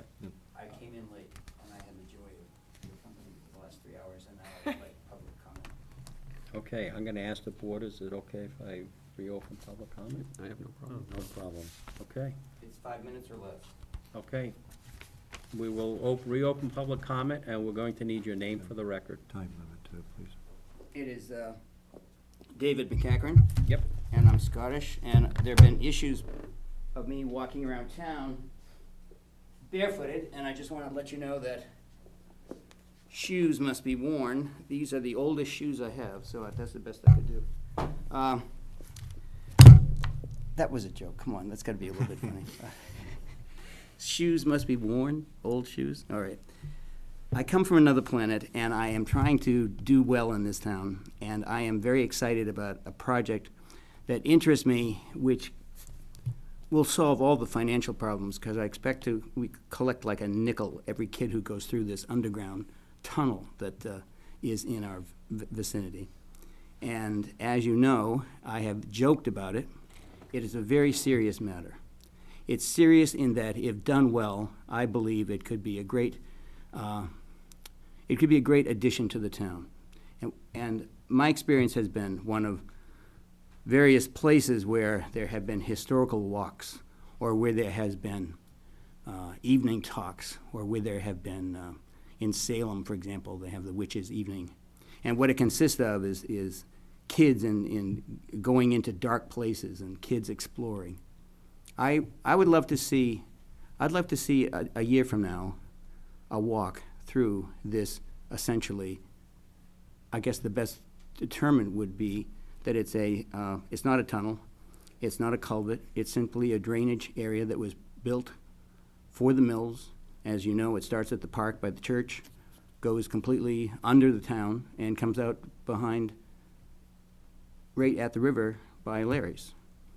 And if you walk it, it's a pretty intriguing walk, if you will. There are several places where there are visions of street life. You can be 12 and 15 feet underground, and you'll see these stairs going up to the surface. One place you're under a house, in another case you're in an open parking area. If you look on a map where they are, the places that are available to the street, Fletch and I, the former chief, we were playing with what was going on with the park on Saturday in terms of you could literally have various short walks from point A to point B. And let me not go sideways, let me try directly to the point. I have been in town for a while, and mostly have not enjoyed it. And it's been my fault in not being plugged in and not quite, I guess, looking as optimistically as I could to the town. As I shared with you last time I was here, there are people in town who've changed my attitude tremendously, in the form of Retta and Ray Tabor and Bob Warren, et cetera. And we gather in the morning, the old Farts Club, or I guess we have ourselves another name, but we talk about what this town could have. And we all talk about the history. I wish it was recorded. I wish you could come and just record the morning talk in terms of this used to be here, or we used to do it this way, in terms of the history that's just being lost. You know, every time someone passes, that whole life history is gone. And if you just joined us for a morning, you'd say, wow, how can we instill on young people a sense of history? I mean, we have a town with a river runs through it, and we also have a creek that runs under it. I mean, it's a no-brainer. I'm crazy about it, so I should stop. But I will say that I've been blessed, and I've had the opportunity to bless other things. In the mid-'70s, I published a book on New Hampshire landscapes, and at that point, over 1 million acres in the state of New Hampshire have been protected by conservation groups, and primarily the Society for the Protection of New Hampshire Forest, which is what I work for. If you think about it, the highest ratio of land to development, 23% of New Hampshire is protected, 23%. That's higher than any other state except Alaska. And that's pretty impressive. And I would like to, before I go, I'd like to have a little trail that just encapsulates the quality of this town. I shared with you that I have 5 miles of trails and 100 and something acres that my game plan is to turn that over to the town. I want to contribute. I have a terminal illness, I think some of you know, and what I want to do is to try to make the most of what I have possible. I've been involved with the Isles of Shoals, brought about Smutty Nose Island and the Haley House, which is one of the houses on the island. The Haley House has been preserved. The island's available to the public. Private island available to the public. I don't know if that clicks, but I hope my land will be private land open to the public. It's got a nice ring to it. And I think it's important that we take that responsibility. I would like, I guess my last goal would be to put Goffstown into a sense of sharedness. I mean, I can't get the words, but I was so excited about this weekend. The Saturday was phenomenal, just great people. And I'm thinking, we shouldn't have to wait 250 years to have another one of those days. It seems to me that could be an annual event. And part of the annual event could be families sharing things, and there could be this walk, like underground. And it just is, I would ask simply this, why I'm here, and I said 5 minutes, I apologize, I went over. It was a dumb joke, I really tried. And when I say I want an impact, I think of this process that we go through. There's a plaque on one of the islands that I've been involved with, and the plaque says, the wonder of the world, the beauty and the power, the shapes of things, these I saw. Look ye also, while life lasts. That's what it's about. There's a great Dutch collection of poetry called Krauts, C-R-O-O-K, and it's Dutch, and it's during the war, and they're on the way south which is not a good direction. And it's a haiku kind of thing, but in addition to haiku, there's also an illustration. There had to be something. So there had to be an illustration, like a line or two, and then a word or two that said it all. And the illustration is the earth. And on top of the earth is a little kid. And just sort of, Rodin sculpture, sort of. And the poem reads, I would like to know what this whole world is about before it's out. Like, whoa, right? I mean, if that could be on the railroad trailhead, well, it really isn't a railroad, it's just a trench, but if that could be on Silver Creek as you enter this, in terms of just the passage of time.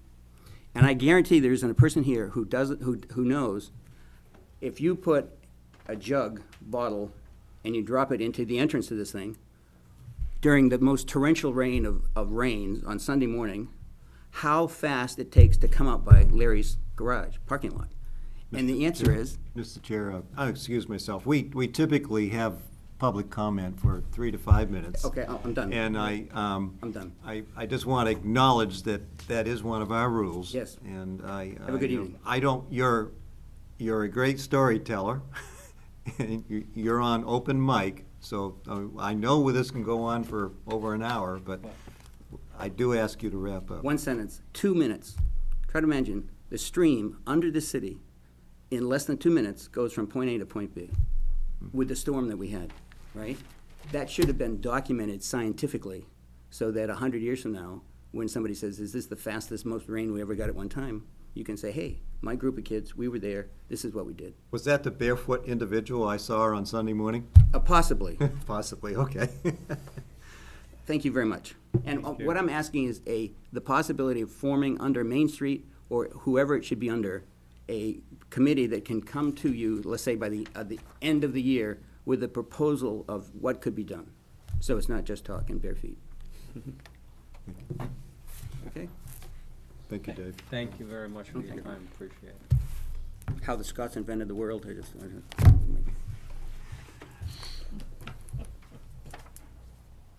Thanks again. Okay, thank you.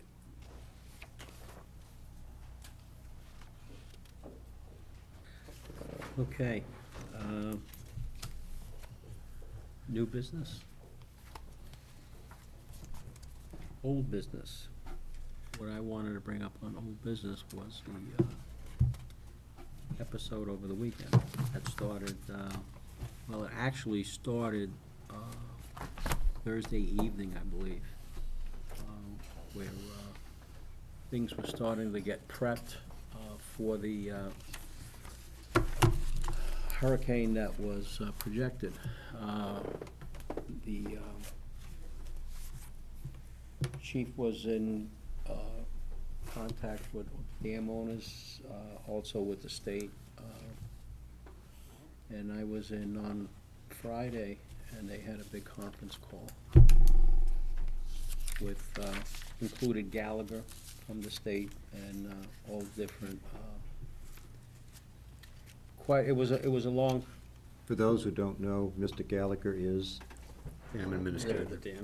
Administrator for DES for the dams. Thank you. Okay, people that live down below the dam all know who Mr. Gallagher is. Yes, we do.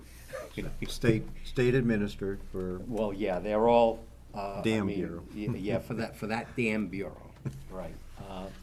But there was, they were a lot of preparation that was made several days ahead of time.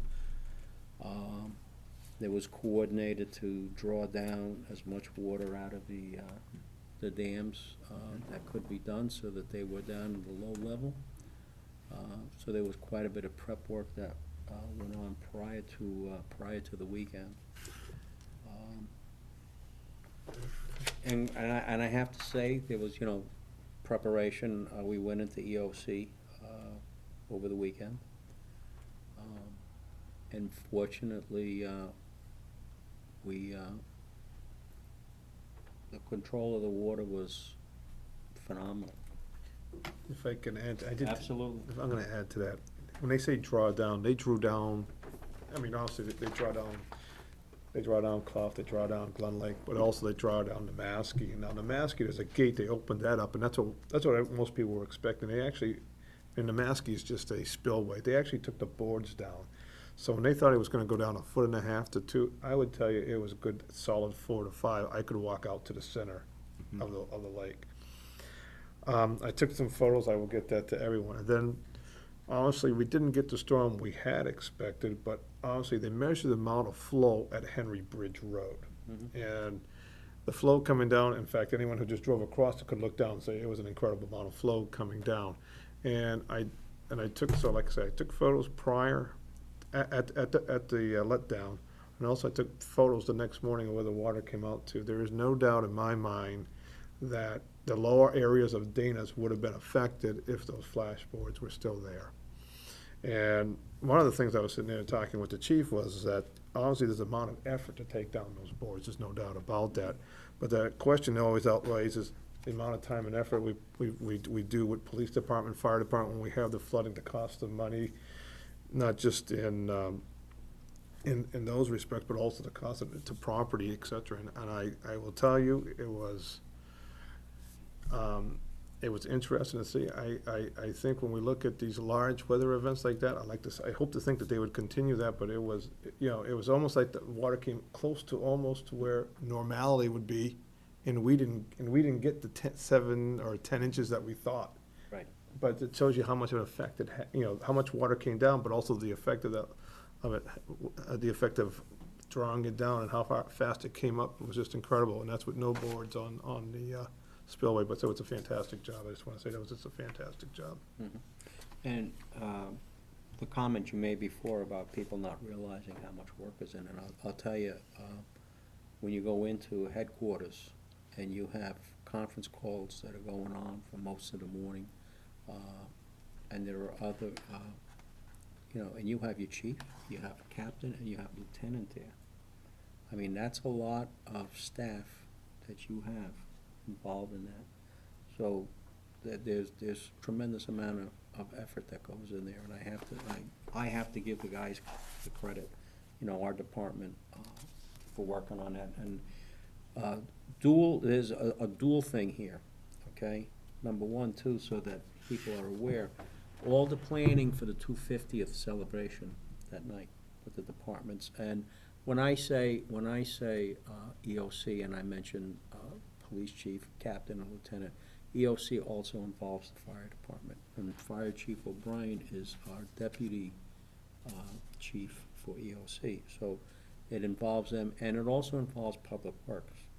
Okay, so we had all the logistics that we've been working on, or the committee and Scott and Elizabeth have been working on for all the amount of time to pull off the 250th, along with fireworks, and then have this coming on the same weekend, and having the pressure of all the fireworks gonna go off. I mean, how many phone calls did I get from people? Oh, the fireworks they're canceled, aren't they? No, the fireworks got moved up, they're 8 o'clock on that. So the logistics of dealing with all of that, the logistics of dealing behind the scenes with what had to go in to prepare for the flood. And then we had one washout that Public Works had to go in and down and work on during the rain, during that. So the amount of work that was in there. And we were fortunate, but I'll tell you, the amount of work that's gone in from our departments, having our EOC right here in our own community, being able to monitor the water, being able to work with them. I mean, I can't put a value on that, what it is, the value to this community that is. And all the people that work, the men and women in communications that handle all the phone calls, all the people coming in, calling up about power, they don't have power where they live, branches down, or the roads open, all of that that they deal with, and they've done it, and I think, I can't say enough. It's something to see. It's something to see. People don't see what's involved because you drive by headquarters and it's just a brick building, and it says Goffstown Police Department on it. That's all people see. But anyway, I don't know if anybody else wanted to. Yeah, if I just want to, jump in and, I know I've talked to both Chief O'Brien and, but particular, Police Chief Sullivan, Pat specifically, if he got, I know he was working with sleep deprivation. I mean, you also didn't mention we had a very significant criminal matter, I believe Wednesday or Thursday, which was Yes. in the middle of the night event, on top of that, and, we are really fortunate to have the leadership that we have in our police and our fire and DPW. I know a lot of folks, sometimes we take them for granted, but, I mean, this week, I think, proved beyond a shadow of a doubt that, we have a tremendously talented bunch of department heads, especially in our public safety departments and all of our departments, but those in particular, I was in awe this past week because I saw firsthand, especially what the police chief went through this week, and I was just, I was amazed. Well, I'm gonna say one thing, okay? We can talk about the department heads all we want, but if you ask any one of those department heads, that department head's gonna say that they couldn't do it without the staff that they have. The men and women that are behind them, that they depend on, the ones in communications, every employee in this town. Even in town hall that feels, I mean, what Catherine's been through, dealing with that, and I'm sure Catherine gets phone, if people call Public Works and they get the recording because they're inundated with calls, I'm sure they call Catherine, right? So, it's the whole team, the whole organization. So. With that, is there any other old business? No. Okay. Committee reports. Conservation Commission. Conservation Commission met last week.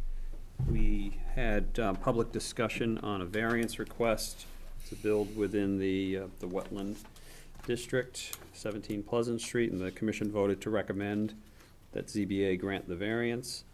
There was also conversation on a dredge and fill application, New Hampshire DES, map 11, lot 10, 533 Tibbetts Hill Road.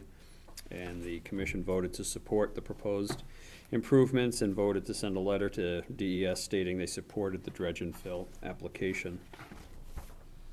There was an open space committee update. The Farm and Ranch Land Protection Program grant that they were seeking for Roberts Farm, the town won the grant award. They are also now seeking other grants to meet the match requirement. The actual dollar amount will not be set until it gets close to the consummation of the project, if you will, the closing. One thing that we did discuss, Dave Neiman would like to come to the board to just give us an overview of what's going on and where we are to date. So he would like, if the board is willing, to just have an appointment with the board as an agenda item. We also looked at Cumberland Farms site plans, map 34, lot 29. The commission reviewed it, and they had no comments, issues, or concerns on that. Dance Vision site plan addition, Mast Road, lot 17, map 17, lot 184. Commission reviewed and also had no comments, issues, or concerns with that. And then the Brookfield Investment Group, Lesnick Road, map 4, lot 20. The commission reviewed it, and they want the applicant to come before them so that they can discuss that project with them. It was just a conceptual plan and a yield plan, I think, that we saw. Election of officers, Gene Walker was elected as chairman, Susan Tucker was elected as vice chair, and Kim Ricard was elected as treasurer. And that was the meeting. Okay, thank you. Any questions of Nick? Okay, 250th. Yeah, I just want to kind of give a little bit of a recap of, we had a great weekend and a lot of hard work went into that, but I just want to give a little bit of a brief history as what some of our goals were when we started this years ago. And I remember when we were struggling 2 years ago, I think, to find a chairperson. I was the board's, the selectman's rep. He had one chair, he moved out of town, and we struggled, and I'm just so thankful that Elizabeth DeBrule stepped in and said, hey, I'll lead the charge. And I can say that, I said it when she was here, we would not have been able to pull this together, this whole year-long celebration, without her leadership. So I want to thank her. She's been tremendous. But we had 3 goals. Our goal was to educate the community about the history of Goffstown. It was to celebrate our 250th, and it was to leave behind a legacy.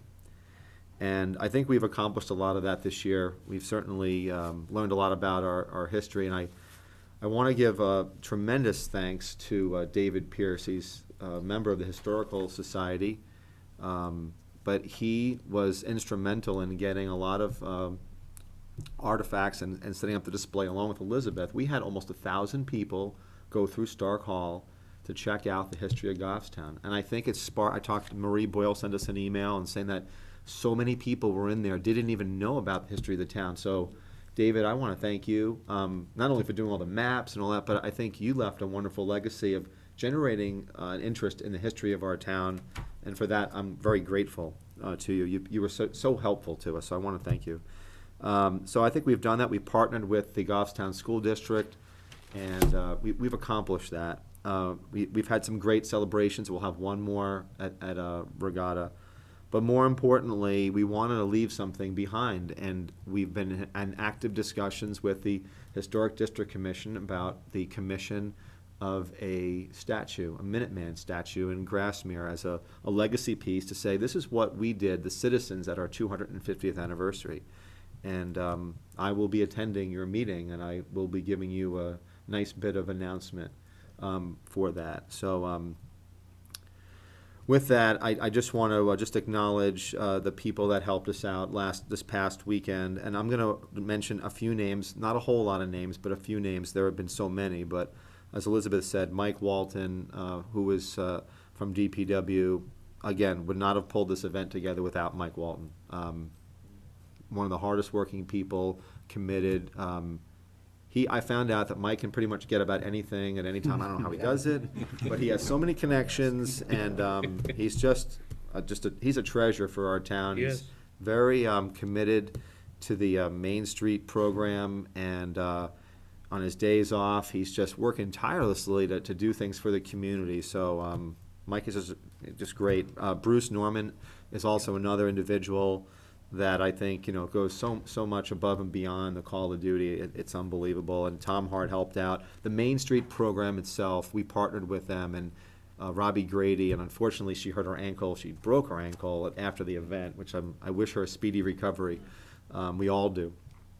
Main Street they've gave us so much technical assistance, and we wouldn't have been able to do it without them. But we had a lot of great volunteers throughout the year, and especially this past weekend. We had well over 100 people volunteer. I think it was over 110 actually, and every single person who signed up showed up. Not one person didn't show up. I also want to thank all of our sponsors, which are too many to list. They're on the website. But we raised, in a time in which we have tough economic conditions, local businesses truly stepped up, local citizens stepped up and contributed what they could to make all of the events that we've had this year so wonderful. So I want to thank all those tremendous sponsors. And last but not least, Steve Pascucci and Lorraine Pascucci, he had a raffle for a painting that he did of the town hall and the church. And during the day, in typical Steve Pascucci flair, he was selling raffle tickets, and they raised $320, and they donated that. He gave me an envelope on Saturday night, and said, "Here, I want you to give this to the statue fund." So I want to acknowledge that from Steve and Lorraine Pascucci. But again, Elizabeth and I drafted a letter to the Goffstown News thanking everyone. So that'll be there, and we'll post it on the website as well. But just great support from all of our town departments.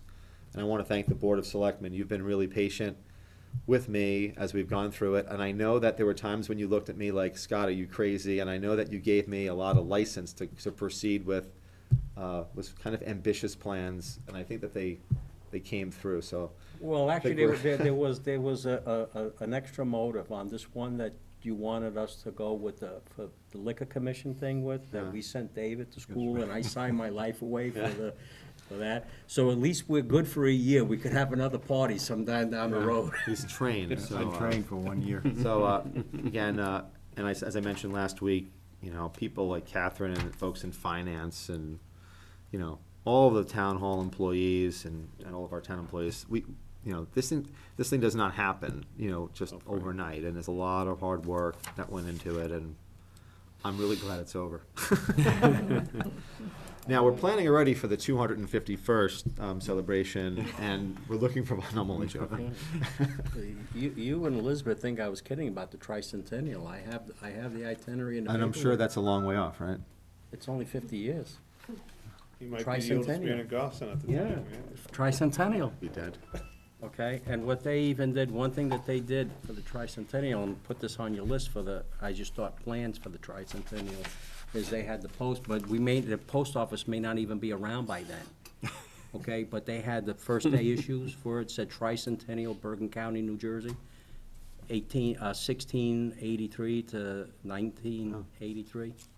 So, We'll keep that in mind. I have that itinerary for you. There'll be a lot of communities for 300. Maybe one of my children will do that. No, on a serious note, perhaps, if you want to look into the issue of something, an ongoing thing, or something like that, you have a discussion on it, see where it goes. A lot of people have commented to me about that too. And one thing I have to say about the volunteers, okay, I met many people Saturday, okay, that were down there, and they were telling me that, I got comments that they were looking on Facebook, and they saw the thing on Facebook about it, and they didn't know, they lived in Goffstown all this time, and they just thought that, gee, maybe that's something interesting, came down and wound up being volunteers because of that. Just came down to see what they could do, and I'll tell you, people worked. I mean, people did things that, instead of, usually when you get things, you get a certain amount of people that just come around, they hang around, and, you got the workers and you got the ones that hang around and the other ones do, everybody worked their butt off. I never saw one person that slacked, honestly.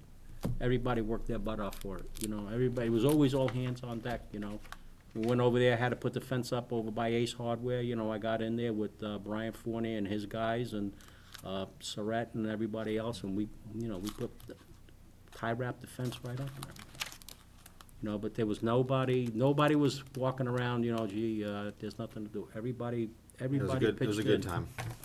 So, thank One everybody. more event to go. Then you start the next planning. Okay, with that, is there any other public business?